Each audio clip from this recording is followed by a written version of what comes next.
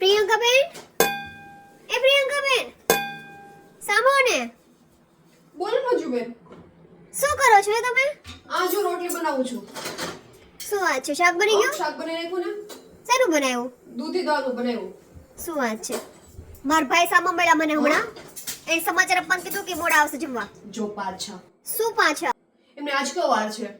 રવિવાર છે આજે તો. તો એક દિવસ એમ ન થાય કે રવિવાર છે, રજા છે, તો બાયડી છોકરા પાસે દિવસ પસાર કરીએ. એ વાત એ સાચી હો તમારી. એ દિવસે બાર ભાટકી જવાનું. અમારે આવું જ છે પ્રિયંકાબેન. એને મગજ ફરી જાય યાર.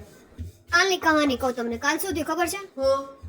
તમારા ભાઈ 12 વાગે મને કહે કે હું બહાર જાઉં છું દોસ્તારને મળવા માટે. મેં કીધું શું કામ છે? તો એ કે અર્જન્ટ કામ છે.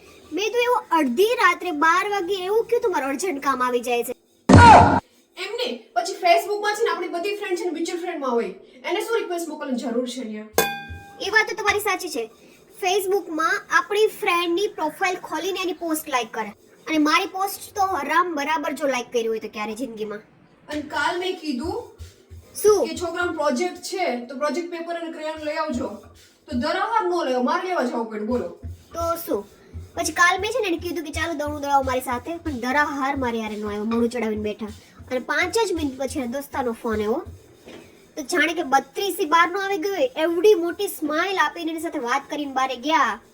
વાત જવા દેવા પ્રિયંકાબેન. સાચી વાત છે. આપણે પેલા દોસ્તારને રાખે. બોલો. દોસ્તારનો ફોન આવે તો ખબક ખબક કરી દોડતા જાય. આપણે ફોન કરીએ તો ના ના હું બિઝી છું. હવે છે ને મારા ભાઈને ફોન કરીને કહી દે તમે 12 વાગે આવશો ને તો જ જમવા મળશે, નકર નહીં મળે.